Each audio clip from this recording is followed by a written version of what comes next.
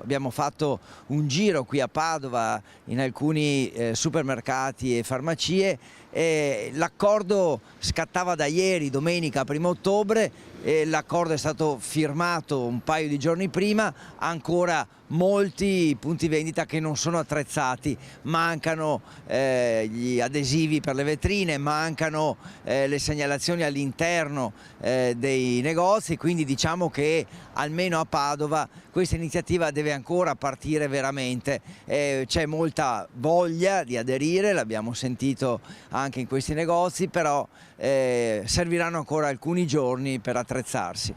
Decine le catene di supermercati, anche le più piccole, che hanno confermato l'adesione, come Despar, Eurospar, Interspar, Famila, Conad, Coop, tra le altre, e molte farmacie e parafarmacie.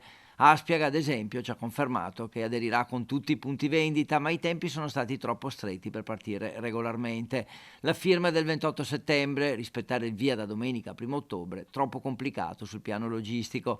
È un accordo che viaggia tutto online, quindi i negozi devono produrre il materiale di comunicazione, applicare le locandine con i colori della bandiera italiana sulle vetrine e tra gli scaffali, e per questo in molti casi serviranno altri giorni.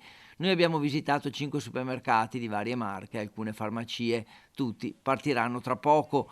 Non esiste un elenco di prodotti specifico sui quali verranno bloccati gli aumenti, ma saranno decisi da ogni singolo operatore. Prodotti di prima necessità, alimentari e non, articoli per l'infanzia e per la cura della persona.